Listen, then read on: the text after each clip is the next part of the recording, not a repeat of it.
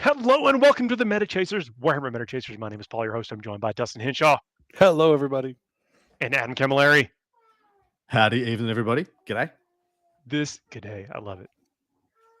Super authentic. It's got to be. Got to be. I got to bring some culture to this band of merry miscreants. Adam's the cultured one of the three of us. Oh, we're doomed. That was the joke, I guess. Yeah, this is the show where we run down the biggest and best tournaments coming up over the weekend. We've had just a bunch of upsets in the Warhammer world, and you'll know some of the winners and stuff if you listen to us on our the follow-up show that we do for our Patreon subscribers, where we actually talk about some of the winners of the events that just occurred. And it's like the Wild West of meta out there. We're seeing pilot skill, really be the driving factor here in a lot of cases. It took a couple of months post data slate for people to realize that their lists, and to get enough reps and to get the right units together to realize that there was a bunch of lists and a bunch of factions out there that can go all the way. We've seen Sisters do it. We've now seen World Leaders do it. Hell, who knows what's going to come this weekend? It could be anybody. I mean, that's it. The things are not solved, as we like to say. Sorry. We're going to give a couple of shout-outs here. Sorry, mate. We got, where's War Games Live? Rumble on the Rivers, Fort Wayne, Indiana. It's here in the U.S. 62 players, 5-round event. And also want to give a shout out to the Battle Brothers 40K Major in North Carolina, 93 players, 5-round event. We might have covered them, but lists didn't go live. It's one of those things. Got to have lists live, got to have some factions. That gets you up in the lights, but we're happy to give a shout out, because we know those folks up there and know it's going to be a super competitive event. Artemis Steve in the chat. Hey there for the Thursday show. Don't know what show you're talking about there, mate. Never heard of this. Never heard of this show you speak of. Friday for you, Adam. Well, that's also not what we're called anymore. Thursday / Friday show, mate. Love to see you, mate. Yeah. So if you're just joining us after the fact, on the podcast aggregators, we are do this live. We're live right now. We do it live. We have a great chat community, with folks interacting with us, telling us what we're doing right, what we're doing wrong, as far as like stats and stuff and predictions. Sometimes we even get folks from the events that we're playing in the chat with us, and that's amazing because we get to get the boots on the ground there when we theorize about terrain placement. We know what type of terrain it is, what the general environment is. Anyway, it's a great opportunity to come and chat with folks and hang out with us if you can make it live. If you listen to us after the fact, that is amazing too. Let's go ahead and jump into it. First event we're going to be covering is the Coventry Super Major from Coventry, England. 97 players, 5 rounds. Dustin, what are we going to see there? We are going to be seeing a wide variety of stuff, actually. I'm going to go through these texts right here. Sorry if you guys can hear my 5-month-old son is recording his podcast in the background, so you might be able to hear him a little bit. So the mogul. That tendrils everywhere. Got everywhere. Working at all angles. Everywhere. Paw Patrol. Paw Patrol is one of them. All right, so Imperial Super Faction, there's going to be 1 Imperial Agents. Oh, it's actually Imperial Agents? I always have to ask that. Yes, he is. It's ridiculous, but yes, he is. Wow. Okay. 5 Sisters of Battle, 3 Custodes, 2 Admech, 4 Astra Militarum, and 5 Grey Knights. Space Marines, there's 8 Adeptus Astartes, 2 Dark Angels, 3 Space Wolves, 4 Blood Angels, and 4 Black Templar. Chaos, there's 5 Chaos Space Marines, 2 T-Suns, 5 Death Guard, 7 World Eaters. Apparently the heat is up for them now. They saw that they can actually win a major. Thank you, Anthony. 4 Demons and 5 Chaos Knights. Xenos, there's 2 Necrons, 4 Orcs, 3 Tau, and 1 Votan. Hive Mind, there's 4 Tyranids and 0 Genestealer called. Oh, come on, guys. Eldari, there's 2 Drakari and 10 Eldari still topping it off. So that means the faction podium, Eldari tops it off yet again with 10 in first. Astartes close behind with 8, and then World Eaters in third with 7. Would like to say I think this is our first time seeing World Eaters on the podium. In 10th? Absolutely. I think it might be the second time. They may have come into third place somewhere, but definitely a faction that is catching fire. Along with, I think Sisters of Battle are catching fire as well. Mm-hmm. One of the top players in attendance is taking Sisters of Battle. I think for the first time in this edition is mostly an Eldar player, but I'll be breaking that down in a moment because those are definitely 2 factions on an absolute meteoric rise. This faction breakdown is pretty standard. Apart from that, way less Chaos Space Marines than I would have thought. But apart from that, it's pretty straight up and down. The vanilla Adeptus Astartes is where I kind of of zeroing in a little bit, because that to me, it was a big number of Ultramarines. There were some Iron Hands and some other little bits and pieces like a single Raven Guard, stuff like that. But it means there's a groundswell around experimentation with the new codex, essentially, is what I'm reading between the lines there. Because usually you don't see any one of the Astartes make the faction podium, especially in first or second place. Usually they're in third place, and it's like a Blood Angel if they've got the hot stuff, or the Space Wolf, or whatnot, or a Dark Angel. But yeah, it's actually quite interesting to see how many people are moving and shaking with the new book. But anything else you guys see there that's a surprise to you? I was going to give Dustin just a little bit of a hard time. I was like, what does the Gene Stealers cult do with World Eaters? Like, yeah, where is that matchup at? It depends on your build. The problem with GSC lists right now, or at least a lot of the GSC lists that are out there, they're not solved anymore. So all the ones that are taking like the standard, I'm taking a bunch of demo chargers, a bunch of neophytes, you're going to get overrun, especially for deep striking a lot of that. So it's a lot more. You need some staying power. To be honest, one of the things that GSC players should start doing more of is Brood Brothers.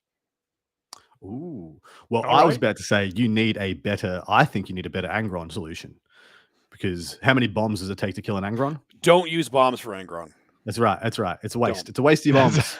Don't use bombs for Angron. You need to use neophytes. Neophyte Blobs Primus is the best way to deal with Angron. Yeah. And I know we normally talk about what is and happening over the weekend, but it's one of those when we see factions start to dip and dive, I kind of wanted to go into a little bit of theory craft a little bit to see, maybe what could help elevate some of those up. And when we have a faction expert on the screen, figured we'd pick your brain there for a second. So thanks for indulging me.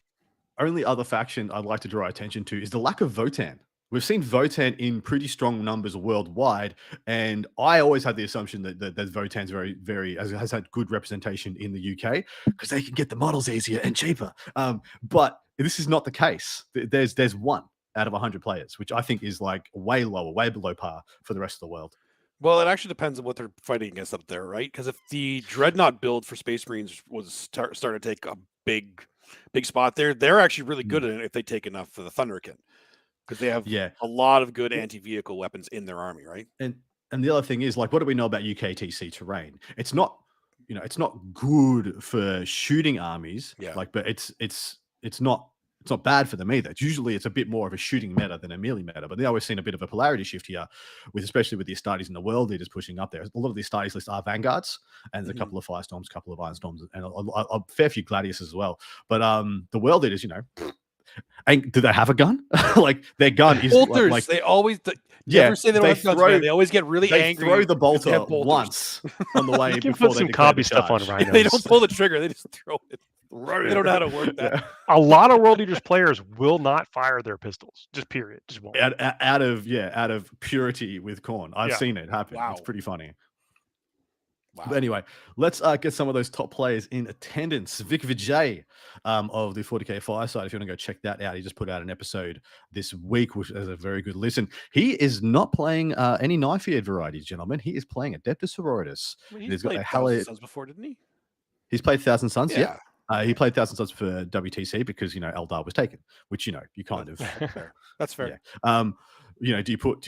It's always the question with WTC when you got one of the best players in the world. Do you put him on the best list in the world? That's kind of a waste. Put him on something you can work with. But anyway, Hallowed Martyr's detachment, of course. Celestine and the Triumph of Saint Catherine. A Palatine with the Blessed Blade. That is an auto include. That model is up there with the master, the World Leader's Master of Execution for point per value melee brutality.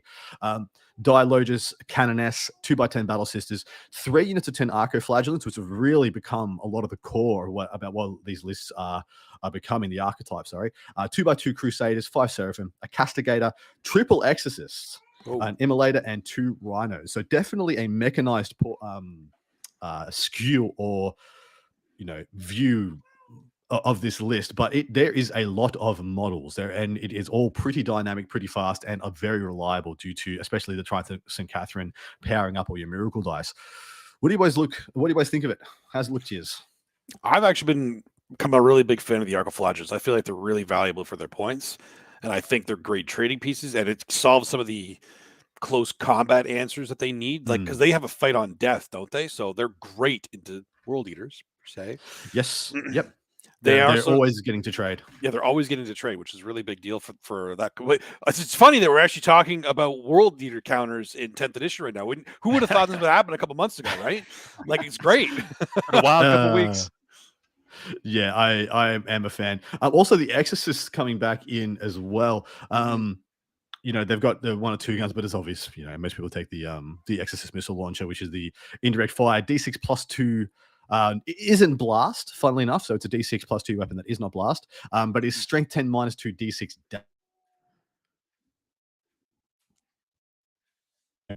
by one, which it doesn't come up that much, but it is still indirect fire akin to we still see a lot of Space Marine units and armies using 2, sometimes 3 whirlwinds. Well, this is essentially the same thing, for lack of a better word. Okay. So yeah, I like it. Castigator's been a mainstay too. The Castigator, absolutely. Yep. The 3 extras, I'm still trying to wrap my head around, because I found 1 is usually all you need, but they are good. Like, yeah, is it the profile and basically like the wound and toughness profile, and the fact that it has the decent saves, anywhere you cut it gives you something else you can. So sisters inherently have a mech killing issue without taking the very expensive but very good and very potent 4-piece of a unit of Paragons and Morven Vaal, so you have multi-melters with rerolls to wound. You really struggle with toughness 10 or more. The Castigator comes in at strength 10 on its gun. And so it's just bringing you a way to deal with especially small knights and chaos knights, war dogs. Also, we just mentioned the Space Marine dreadnoughts, and then things like Sagittars as well can become a really big issue for all the strength 9 guns you're bringing into the toughness 10 mechanized meta. So I really think sisters struggle with that profile, and that's another reason the Castigator is very, very key to this as well. So I think that he's looking to push a breakpoint. And get across the strength 9 issue. I mean, the big thing with the sisters too is because they have, they do. You're absolutely right when you're saying they do have trouble getting that toughness 10 meta kind of thing. That's why the extras can actually help with miracle dice, because I only wound you at 5s, but here's a 5. I would. Yeah, exactly. You mean the Triumph? Yeah. The Triumph can just feed you those dice. It's very nice. I like the list. Get better soon. Yeah, very much like the list. All right, cracking on to the next top player in tennis. This is Mr. Mike Porter, who was the Eldari. He played Genestealer Cults for Team England, and this is hilarious. He's played a couple of ITC seasons with just pure Harlequins, and essentially he's doing the same thing. And the reason I'm pulling this out is because I had not seen a majority Harlequins list this edition, so I wanted to look at it, unpack it, see what you guys think of it, because there's still you still get a lot of bang for your buck. There's still a lot of units. I'm not sure how good those units are, and it's very debatable, but it still looks like a Harlequin list used to. So he's got a Death Jester with Fate's Messenger. He's got Fugan, 2 Troop Masters, 6x5 Harlequin troop in 6 Star Weavers, so fully mechanized there. A single unit of 5 Shadow Specters, a single unit of 3 Shroud Runners, 2 units of 2 Void Weavers. Sorry, as soon as 2 Sky Weavers and 3 single Void Weavers, because now they don't come in squadron. This counts. Let's just call this a Harlequin list. This is a Harlequins list, yeah. I put it in brackets because I think it should count. It should freaking count. I don't know what half this stuff does. No idea. Anybody got any insights? I mean, I haven't looked at them intense very much, so no, that's not true. I have seen the Death Jester. The Death Jester has actually made an appearance a couple of times, but I'm a fan of the Void Weaver. I think the Void Weaver is a very underrated option for even other Eldari lists. Movement 14 with a 4-pin vulnerable save. It's only toughness 6 with 6 wings, so it is very squishy, but it's very akin to a Warwalker, very akin to a Hornet, but kind of just brings a little bit of extra weirdness. Because in your shooting phase, it's the special rule. After this model has shot, select one enemy unit hit by 1 or more of those attacks. You got to take a battle shock test, so you can force a little bit of X factor on people. Disrupting things like the 20-man Necron Warriors, things like that. The Prismatic Cannon, I'm not sure if he's taken Haywire or the Prismatic. Haywire is pretty much what you'd expect, what you see everywhere else, but it's only strength 4, which is a bit, I wish it was strength 6, but it is still pretty good. But the Prismatic Cannon has 2 profiles, one of which is blast at 2d6 shots at just strength 4, no rend 1 damage, and the other one is 2 shots at strength 12 -3, 4 damage, which I quite like. I do quite like that. And of course, the Shuriken Cannon's nothing to sneeze at. It's a perfectly respectable gun. Oh, before you leave, just solid. Like sometimes it just works. Sorry. How many points? I said the shuriken cannon sometimes just works. It's just very solid. Yes, exactly right. It's very underrated. It just goes by the by because everyone just gets them for free. They're just sprinkled on top of everything, so you don't really attach much value to it. But it is quite a good gun. I think it's pretty good. I like it a lot better than a heavy bolter at the moment. That's just going from strength 5 to strength 6 on him. I think it's actually really big. How many points do you say? Let's have a quick 125. 125. It's a little bit more pricey. Yeah, for what it is. I mean, I always love the dual weapon profile. It's good against little and big things, and that prismatic cannon is exactly that. 2d6 blast, no AP if you're shooting hordes. That doesn't matter because if you're not shooting hordes, then you can get the big gun. That is actually exactly right. Yeah, that's a good thing. And you compare it to its contemporaries in the same kind of role. The Warwalker's at 110 now. The Viper is 85, but the Viper is way less deadly. The Viper has, does not have the big gun at all. Yeah. And then what will be the other possible? Where is the Hornet? That's in a different. I ain't looking the Hornet up. So the big thing about this one is it's a little more expensive than some of the bigger comparable vehicles with the same kind of gun profile, but this is faster, little less durable, but you live and die by that 4 invuln. Yeah. So one thing I really thought I would see in this list is a Death Jester with the Phoenix Gem. Yeah. So you have because the Death Jester just you can just shoot it out of a Star Weaver. I can't remember if they got loan ops. You got a free one. You got Fuegan in there. You don't need a Phoenix Gem. Yeah, but the idea would be to have 2, of course. Well, if 1 is good, 2 might be better. Yeah, well, that's true. I mean, that's hard to argue with that logic.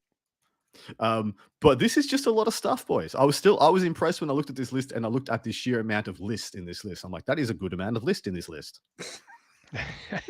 We're running down 2 lists from this weekend, and those are 2 great ones that are from this tournament. Now's the part where we pick one. Who do we think is going to take this down? What faction do we think is going to take it down? As a mini game for us, we rank ourselves in the number of points based on the faction that we pick and how they come out on the podium wise or deep in the stack. If we happen to totally miss it, which doesn't happen very often. Yes, we had our first week of scoring for this month, and we are all on the all getting points already. We all scored points last week, which is good. It's actually there's some months where that doesn't happen, where someone gets out to 3 or 4 points, and the other 2 are just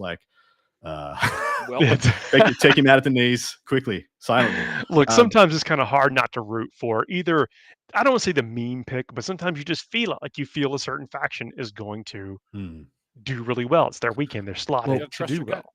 Well, exactly right. Last week at California Cup, there was 2 World Eaters players in attendance, if I remember right. So, picking them was a hard pick, yet one of them was Anthony Vanilla, one of the best players in the world. So you can roll the dice and just be pick your man or woman or, whatever, they, them.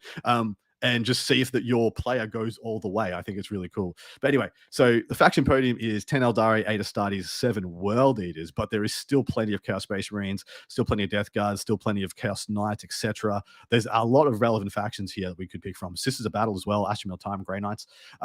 We'll go with Paul first. Yeah, this is kind of tough because, World Eaters tearing it up out there right now. But so are Death Guard and Black Templar did really well last week. It's true. Yeah, Death Guard definitely getting a lot more respect on the table. So, but I don't want to just leave a bunch of points on the table. So I'm going Eldari. Yeah. Okay. mentions 4 or 5 factions, picks none of them. These ones are they could do well, but I'm gonna pick the best one. I think that's totally fine. I'm gonna be a big old baller and actually pick Sisters of Battle. Ah, damn it! All right. Now look, there's nothing preventing us from picking the same faction, but our own pride. No, there isn't. Our own pride and egos will not always the pride. Dusty boy, what do you want? Astartes. Beautiful. All right, gentlemen. We're letting this get away with just Astartes?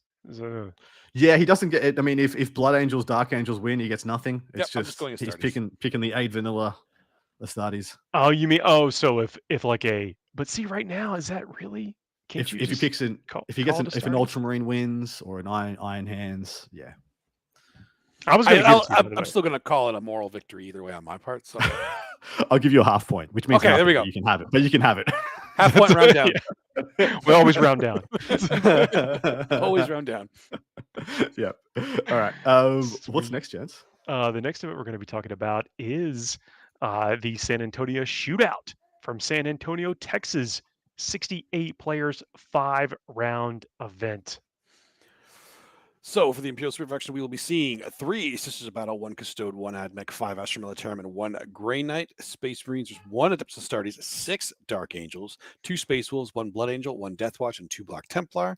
Chaos, there's 5 Chaos Space Marines, 5 Death Guard, 5 World Leaders, 3 Demons, and 4 Chaos Knights.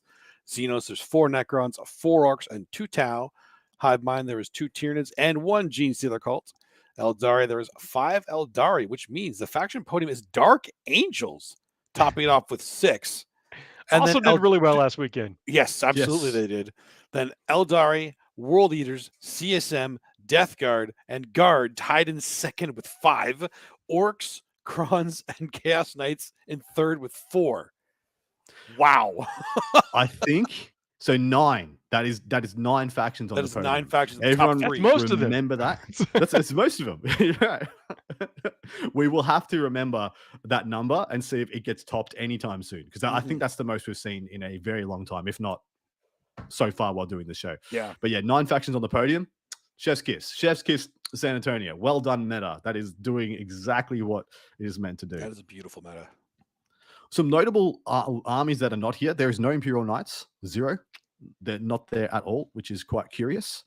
And no Thousand Suns. And we know Thousand Suns have been doing quite well. They made a lot of every top 10 that we did last week. We did 3 event breakdowns in our part 2 last week, and Thousand Suns made the top 10 of all 3 of those breakdowns, placing very well all across the world, and yet 0 in Texas. Yeah, there's no Drukhari either. Don't leave them. No Drukhari. Yep. Is quite interesting. Although Texas, Texas is the land of the treadheads. Remember? That's right. Yeah. There's always an overrepresentation of tank-based factions, and then yet no Votan. Once again, I was building on a theme previously when I pointed out it was 1 Votan.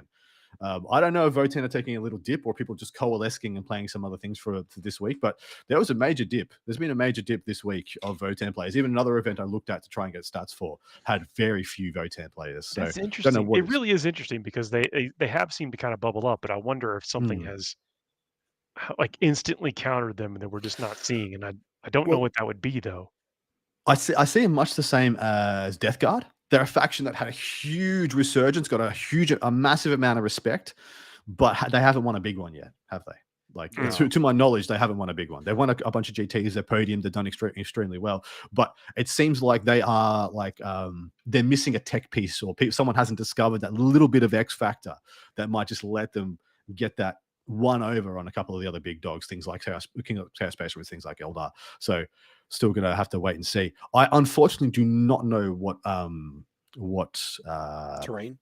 terrain format they're using for this event, but really beautiful spread. Nothing but positive things to say. Dark Angels, boys, literally almost as much as every other. There's 7 other Space Marines in attendance out of all 13. Almost half of them are Dark Angels. Are you seeing Dark Angels as being the big mover and shaker coming out of this, or is it just this is just the flavor of this town? We talked about Dark Angels on our recap show from last week. To a little bit of how there's like a couple of different build archetypes that seem to be kind of surfacing as the Dark Angel builds. Exactly right. Well, you got the Vanguard straight off the bat. You got the Vanguard, which lets you put 10 Deathwing Knights with -1 damage 9 inches away from your opponent. Just be like, good luck. Yeah, we saw last weekend, of course, coming second at the California Cup, Alex with his triple Repulsor Executioner list. Brad Chester was playing Dark Angels for that event also, with a bunch of Devastator Centurions. And then in addition, there's the Ironstorm, which I think is getting a little bit slept on for Dark Angels, because the Vanguard gives you -1 to hit and stealth when you're 12 inches away. Well, you play Dark Angels in the Ironstorm, take 6 Dreadnoughts and add a Dark Shroud, and essentially you get all the benefits. You give all those guys -1 to hit and stealth, standing in the open with -1 damage on a bunch of your Redemptors. So that's another really good list that might be coming in the future. But that might be a terrain thing, because there's really big bases on the Redemptors. But yeah, Dark Angels definitely, as the Dark Angels guy on the show, Dark Angels definitely in a very, very, very strong place. But moving on to 2 of the top players in attendance. Well, one of the top players and one absolute champion of a list, which we'll get to in a moment, because I saw this list and I was just hilarious. But Brett Urbanowski is up first. The Catachan himself playing Astral Militarum. He's got his combined regiment. Gaunt's Ghost, Lord Solar, who's, both of those are becoming pretty ubiquitous from what we can see. A platoon command squad with drill commander, and then 2 demolisher tank commanders. They have plasma cannons on the sides, if I remember correct as well. 10 Cadian infantry, 10 Cataturn infantry, and 10 regular infantry, a Chimera, 2 Hellhounds, 2 Rogal Dawns, 3 Scout Sentinels, and a Calidus Assassin. So 4 big tanks, 3 medium tanks, 3 light walkers, and then some infantry to pad it all together.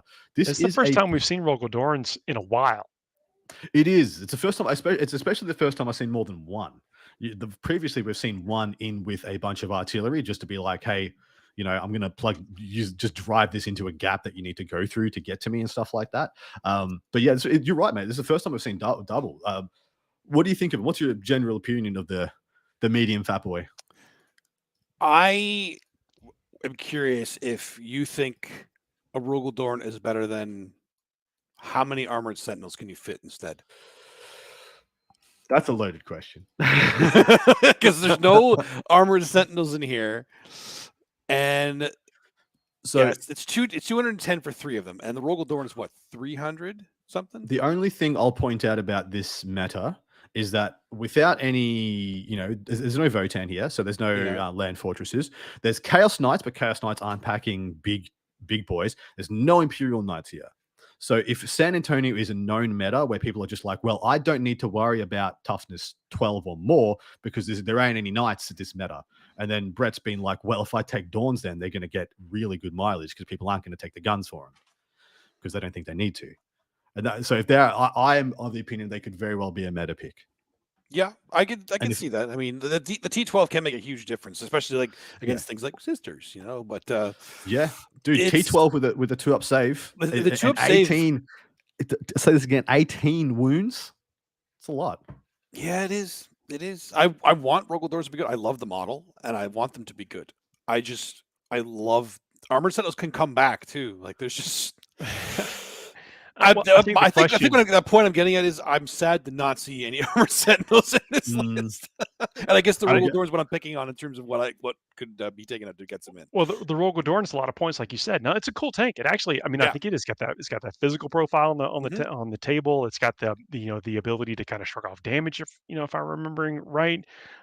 It's got big, decent guns, but it's like how many of them do you take and what are you sacrificing? How many Lehman Russes are you not taking because you have 2 Rogal Dorns? And like with the Hellhounds in the list, what is there something more that could play into that synergy that's eaten up by those points? And I think Brett, longtime guard player, knows exactly what he's doing. So I think these are all calculated risks. So not questioning any of that because losing cover save is still losing cover save. Yeah, absolutely. I would love to have seen because I have a similar list to this in my battle scribe right now, and I would have loved to have seen. I've got a plasma I have a Lehman Russ exterminator in the list because it's got the autocannons, that the thing that it shoots loses. You get an extra AP for everything else that shoots at it, and then when you ignore cover as well, you have things like Wraith Guard. You think they're going to be safe, with cover and range and all that, and then a Rogal Dawn and a Hellhound get an angle, and all of a sudden you're effective AP 4 against them with strength 12, damage 3, and D3 plus possibly 5 shots because of blast. So there is a lot of nice little combo pieces you can definitely do. But yeah, this is demolishers on the tank commanders, by the way. That's just me too. Me absolutely too. Dude, tank commanders value wise just seem good because just shooting on death, it's fantastic. The only thing they can do is try and get out of range before they kill you. That's all they can do. And if you're making them back up their premium anti-tank pieces to get out of range of your, shooting on death, that's still a win. It's not as, big a win as blowing them up, but it's still pretty good. Indeed. What's next? The next one is just the Pistol Resistance to a great weekend of 40k. I do apologize for the name. I don't know if it's Rachel or Rochelle. Struhol, Dark Angels, and they have called this list, they've titled it Lionel Johnson's Limousine Rental Service. That was the title of. As soon as I read that, I didn't need to read any further. I was like, I'm already putting this on the show. In the list or in the show. Nothing else matters. Because I looked at all the Dark Angels list naturally because they were like number 1 in the podium. And I was just like, you're in. Lionel Johnson in a Tech Marine, 2 Astraeus. super heavy Forge World super heavy tanks, a Knight Atropos, Inquisitor Ironhorn, and a Hearty Lull. Thank you very much. That is the list. Wow. Yeah, I mean Astraeus's are actually pretty good, and they're not a ton of points. They're not as many as you would think. What are they? 400 something? I believe they're around that number. They're Well, they not got to be as at least a many- fifth of a list, right?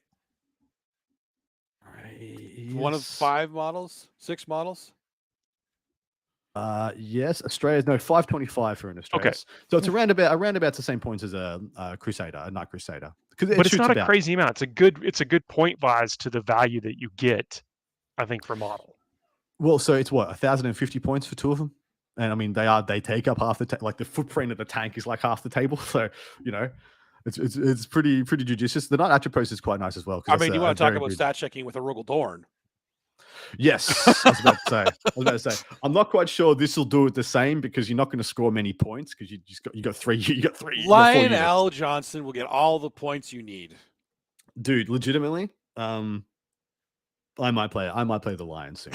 You should. I might do it. If you ever call yourself a Dark Angel player, you have to try the Lionel Johnson in at least 1 GT in every edition. The model's right there. I haven't built it yet, but it's just been sitting staring at me, being like, Adam. It's an intimidating model because it's gorgeous. It is. Nice. It is beautiful. It is beautiful. Now I'm about to do it though. I'm at this issue right now where I'm about like 9,000 points deep on Dark Angels, and I haven't really painted anything else for 4 years. So I'm leaving him to be the literal last thing I do for the collection, to like be like bang, finality, done. But Sternguard. Woo, let's go. Just really enthusiastic to paint them now. I love the Atropos in this list too. Talk about travel friendly. Like I got this, not going to wear myself out playing these games. Only got a few models, but every model, every one of these is quality. Funnily enough, the Atropos is actually necessary here because the Astraeus aren't actually good anti-tank platforms. They're phenomenally good anti-infantry platforms. They don't have very high strength guns, but they have a phenomenal amount, I think, for strength 9, damage 3 off their main gun.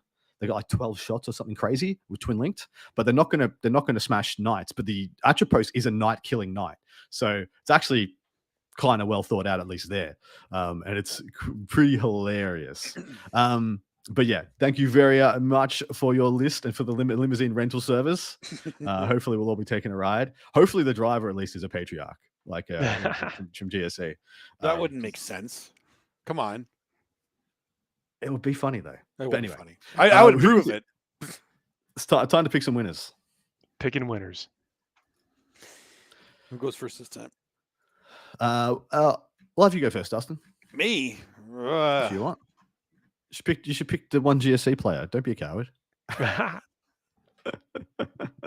one GSC player that's playing GSC over the entire weekend? Yes. Go with your heart. Go with my heart? Well, my heart is saying Dark Angels. My heart is not right, though. Yeah, you just... All right, Dark Angels. Dark Angels. Paul. Dark Angels. Let's see. You want to go Dark Angels too? Cool. Dark Angels. No, I'm not going Dark Angels also. Adam, Dark Angels. There's 5 or 6 in the field, so that's not even a terrible prediction. Mate. First is best. That's it. That's all there is to it. Let's go. I'm going to go with Chaos Space Marines on this one. Not a bad pick. Very strong chaos presence in Texas. Always has been, always will be. It's funny, the duality. Like, there's always a good Texas cohort, and then there's always a bunch of treadheads. And those are the gentlemen I'm backing because I'm picking guard. Yeah, that's going to be a solid choice too, especially when just like experts. Yeah, might not get a first place, but I back those boys to get me a podium, at least. Get me some points sometimes. It's going to be a tight race this month. All right, gentlemen. Yeah, brings us to the end. Yeah, that's it. Well, almost the end. This is a show. This is part of the show where we have a little palate cleanser, a little bit of something to clear your mind, to relax as you slip into the weekend, getting ready to watch some of these streams and everything happening over the course of this weekend and the next. By the way, going to be the World Championships of Warhammer next week and the Grand Narrative event happening in Atlanta, Georgia, and you're going to want to tune in for those streams on the Games Workshop Twitch channel. You might hear some familiar voices, but you're going to see some top-notch play and get to virtually meet a bunch of people in attendance at that over the course of that weekend. It is a truly international, one-of-a-kind event. Over 40 nations sending their best and brightest to represent them at the highest level in a multitude of different formats. So it's not just a 40K, slobber knocker, 150 plus player event. It's going to be the best and brightest from Age of Sigmar, Kill Team, and Warhammer Underworld as well. And there'll be rolling coverage of all of those. Dude, have you seen the leaderboard that there's just a leaderboard of all the nations in attendance and the points that they've earned for their nation by participating in the event, by getting their scores. I just want to sit there for like just one day of the coverage and just call the board. Chile's up by 2 on Romania. Look, we're going to give that opportunity. Like that dream can come true. So it's going to be exciting. amazing.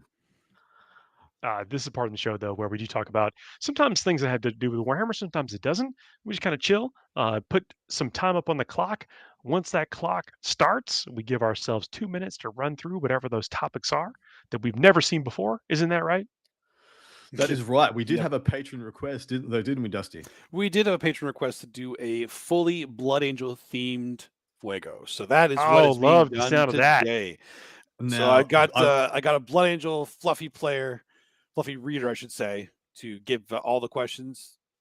So hopefully they're good. Shout out to Erwin, who is the patron, is a good mate of mine, who sent us in this request. So this wasn't as a fanboy moment for Paul, even though this is probably what the next 10 minutes He's very happy about it, I'm sure. It's just a joyous coincidence. I was expecting the setup. Like, come on, tell me why you think Blood Angels are terrible. Justify. Yeah, and they're all negatives. I hope one why of did Sanguinius? Why does Sanguinius deserve to die? I'm just gonna sit here with I'm eating lemons the whole time. Let's do it. Okay. So look, KR says actually tied with Dark Angels for second favorite faction. So it's okay. There's nothing wrong with Blood Angels. First, if you were a patron, you could actually request these Fuego subjects too. So that's right. First up, is the Black Rage and Red Thirst an asset or a liability tactically? Flufflies. Oh. Okay. It is definitely a liability. And I have some real world experience with this. Is like when you put down your last cannons and run a couple of inches towards your opponent. That was a problem for a while. That's true. Define these for us, Paul. I mean, the Black Rage is when you've gone to the death company. So you've actually, so the Black Rage is when you no longer can basically be called upon to do anything but move forward and look for Horus and attack, the Slayer of our Primarch. And so you basically have lost touch completely with the reality, and there is very few have ever come back from that. The Red Thirst is something that is temporary in nature. Now, I'm giving you top level descriptions, but it's temporary, and you can conceivably pull yourself back together from the Red Thirst. But it would have caused you to abandon, positions. It may cause you to expose flanks, things of that nature. So liability, I could just imagine that. So Dante is so old. Straight up, that's full stop. Firstly, it's just old. But secondly, you got to imagine the amount of times he's just like face palmed when he's had like dudes he's trained for like hundreds of years and like standing trying to hold the position, just drop their freaking guns and charge at like greater demons with their bare hands, and he's like, shit. Just sitting there with his axe and pistol just hanging limp at his sides, like, come on. Really, guys? Actually, just crap. Dante, you know what Dante would do in that situation? Fire his jump pack and go in with him. That's what he's doing. That's what Dante does. Lol. Okay, I guess this is what we're doing, Jay. That's what we're doing today. I mean, at least it pays off for them sometimes. That's at least they won't see it right? coming. The most illogical thing possible. Yeah. Like there's a literal meat grinder. It is just a walking food disposal unit. All it does is just grind up humans, and the Dante's like just watching his dudes run directly into it. Lore-wise, definitely a liability, and it's one of those things that's just that tragic secret they hide, behind the veneer they put up. So it's funny you say this. The secret. What does the Inquisition think about the Red Thirst? Do they even know? Ooh. There are lots of suspicions. It is so, the whole thing of you're a bunch of space vampires or whatever. They're like, you can't prove that. No one's proved it. 10,000 years, nobody's proved it. How can they not prove it with the amount of people who's dropping las cannons and running in there? Right? Just because they yell Legit? for the Emperor, they don't even yell for the Emperor when they do the Black Rage or Red Thirst. Do Black they? Rage, yeah, Black Rage is basically like Horus coming for you. Yeah. Like Garen freaking T, they know, and they're just like, we have enough problems. Let's not do this. It's in their back pocket when they really need to pull something. When everything else is sorted, right?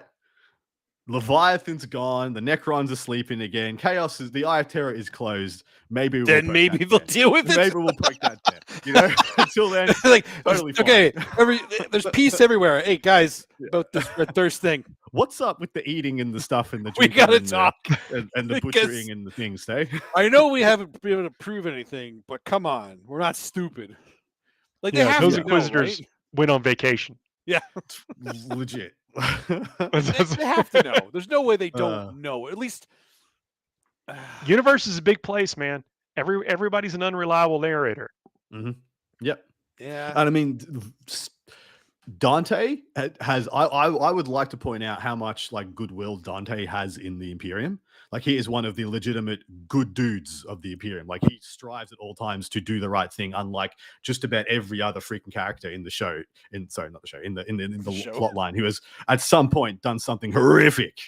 But Dante generally does the right stuff. So when you have that as the face, you can forget about a lot of the periphery stuff. Well, he's then like Lord Nihilus or something now. Exactly. He's essentially like regent of half the Imperium. Yeah. That's true. Yeah, Emperor Junior. How do you call that guy? How do you call that guy to account? Right? You don't. You just bigger fish to fry, or more. Yeah, more not. Okay. Next up, if Sanguinius was lured by a cure for the Red Thirst, was he trying to help his legion, or was it self-serving? Yeah, so this is an interesting misconception, because did the Red Thirst manifest before Sanguinius's death? Oh yeah, Red Thirst is something that was definitely before Sanguinius' death. The Black Rage is what is supposed to be the psychic resonation or whatever. I got some other theories, but only got 2 minutes. Because the Red Thirst was a gene seed issue, right? And then when Sanguinius died, it pushed that possible the threshold.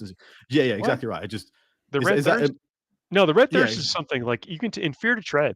They actually like where they almost like start to dissect and start to talk about the Red Thirst, and Sanguinius is very much aware, and even I don't want to spoil anything, but I'm pretty sure we see Sanguinius also red thirsting in a few battles that he has. Yeah, breaking some Cabanda spines. I mean, there's a couple of cool battles in the Siege of Terror that if you're a fan of the Blood Angels, you're going to love reading those. Nothing I enjoyed more than learning about the Revenant Legion. By the way, that just exploded my brains in possibilities. If Sanguinius was lured by a cure for the Red Thirst, was he trying to help his legion, or was he self-serving? Or was he is this a question being like, was he trying to stave off his own at the end? Yeah, I don't think it was self-serving. From what I understood, like he actually was every time any Blood Angel would actually succumb to the Red Thirst, he would actually get visions of it, right? That was, or he would feel something about it. I love it that you know that, or at least believe that. Believe that. No, look. Say what you will about Sanguinius, he was he was not very self-serving in much of his deeds. He was very honorable, and he really, really cared about his legion. Like really. We can talk about Sanguinius basically all the time. It's fair. Yeah, but anytime. Before we move on, Erwin Jackson is in the chat, the patron, our loving patron who laid down this crucible before us, and he has just mentioned he did this because Blood Angels are better in combat than my Templars, essentially. Which is also true. So that's very true. Very true. Thank you for that. Thank you for this level. You're lucky. Paul loves this for sure. You're lucky. You're a patron, Alan. Yeah. I hope this is good for you, Erwin, because I tried my best to get some good Blood Angel questions. I think more still. Sanguinius. Well, I know we're over topic, but hey, look, we got to make the rules around here somewhere. But not today. Sanguinius knew where his end was going to be. He knew he was going to terminate. I bet he knew that he sometimes needed that Red Thirst, maybe to get, even if he never said it, to get to that point to where he could be in that conclusion to do what he needed to do. at the same time, knowing he was going to die, he wanted to leave the best opportunities possible for his legion to continue to be successful and a cohesive force. Like he really worked towards them trying to have some future post Sanguinius. And I got all kind of theories about what happens in that final confrontation. I'm not reading it. I'm reading number 2 now.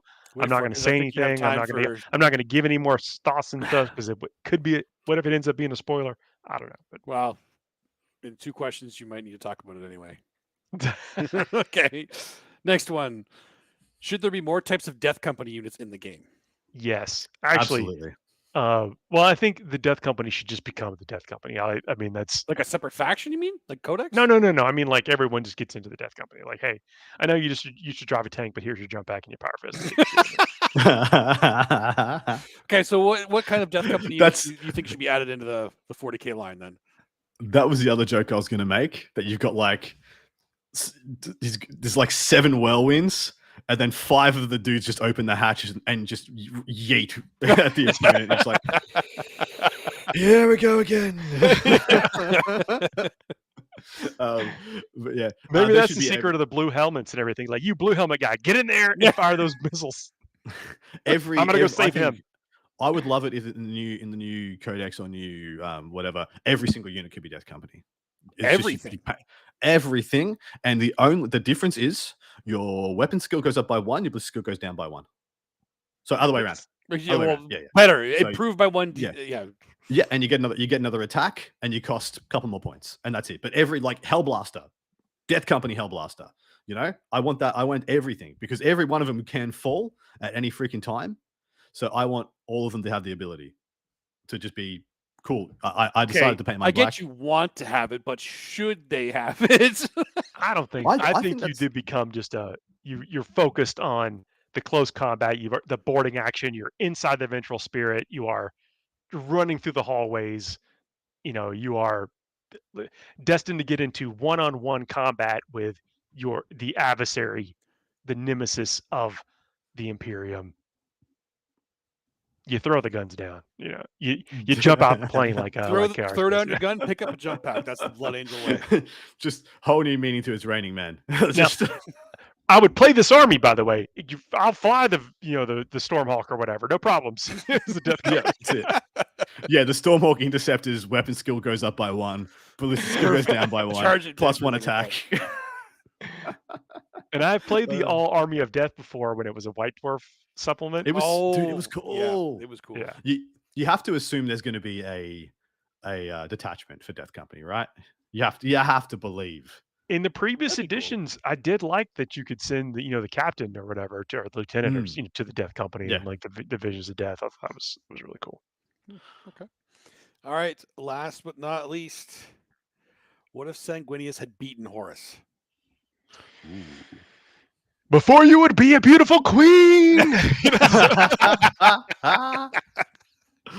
What if it apotheosised? Like he apotheosised as he slayed Horus. He demon princed out. Just it drove him crazy to do that to his demon princed out. Okay, that's a different direction, but okay. I want to give my theory so bad, but we're so close to like reading it or hearing it. I don't want to like say anything that I'm not right, by the way. I'm not even alluding that I'm even remotely right, but I'm just saying that I think there's going to be like a period during that chapter is going to be a really long one. It's going to be a lot of self-reflection happening between both combatants, Horus and Sanguinius, and I think there's going to see one of those realities where that might happen or could have happened, and there's a reason that it didn't, or whatever, something. That's what I'm thinking. I don't know. So there's a reason. We're waiting for the reason, is what you're saying. Waiting to read the reason.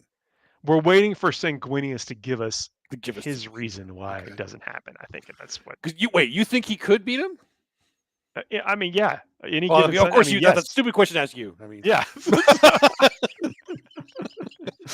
Love it. I mean, 100%. That's stupid question. I'm sorry. I apologize. All the Primarchs and all the Pantheon also knew this. Like, well, what if Horus falls? Well, we have to throw Angron at Sanguinius. It just flipped it up, and I think what happens when, dang, 20 spoilers. I don't want to give spoilers. This is a rough ride. If Sanguinius had have beaten Horus, I think much the same things would have happened as they happen now. We would just have had a different regent instead of instead of Guilliman for the rebuilding of things. I think What if the Emperor just snuffed him out too, real quick? Like, oh, sorry, I know you beat him. Good job. Whoop, Yep. whoop, yeah, red rum. you're too much of a risk. Yeah, now that you've been like, exposed you have to wings. You look like an angel. There's a problem. People are talking about gods and stuff. Like, yeah. Well, I mean, Big G, Big E might have been like, well, okay, I'm going to go back to the Webway project. Sanguinius sort all this out. See ya. Bye. I'm going to fix all this up. Sit on the throne. Look, Sanguinius, we know you're good at everything. Just sit on the throne like Magnus is going to. It'd be all right. Yeah, it's true. There we go. All right. That's it. I guess there are no spoilers in Horus Heresy. It is a 40-year-old story. I get it, but there's where the novels are not everyone's caught up to saying there's just some really cool things. I agree with the Horus Heresy books, but I have to separate the Siege of Terror out of that. As I have to refer to that as its own thing, because there are people who are waiting until they've read X amount of Horus Heresy books, and then they're going to start the Siege of Terror, and I want to be respectful of that, because that's a couple of my mates are doing that right now. Oh, we got to also comment in the chat.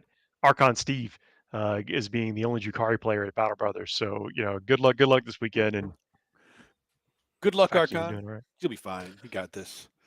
Salute to you, brave pain-fed soldier marching into the jaws of whatever. Get a winning record, yeah. I don't know. Yeah, then Erwin there is a Death Company Brutalis would also be very sweet. I agree. Oh, dude. Well, that's what I mean. Stuff like that. They should just be able to be like, well, I paid 5 more points. He's my, Brutalis now. DC Brutalis. There we go. Yeah. Well, look, that's our show this week. What a wonderful photo. Thank you very much for submitting that. And that is the power that is the power Patron have. It's wonderful. And also, getting to talk about these great events coming up over the weekend. Let us know who you're rooting for. Maybe if you are listening to us after the fact, please leave us 5-star reviews on whatever aggregator you listen to us on. Leave some thumbs up, some comments, that kind of stuff. The aggregators love that, and it's how you can maybe expose the show to other people as it gets picked up by that kind of stuff, and maybe more people will come join us live and listen after the fact. Until next week. Next week is the coverage we'll be doing from Atlanta. So I don't know how we're going to structure the show, but we're going to try to do something.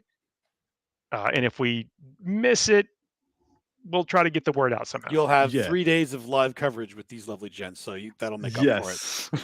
And if we are putting on a show, it could be any combination of hosts. It could be a guest host as well, in addition. And we'll just do the best we can. If you don't see us next week, thank you so much. Please tune in for the beautiful coverage from Atlanta. Hopefully you guys enjoy one of the most amazing events that has ever been held and ever shall be held. I don't know, why not? Let's just say whatever we want. Let's go. Y'all in chat. Thanks for being with us. We'll see y'all next week, everybody. Or see you soon, everybody. See you soon. See you.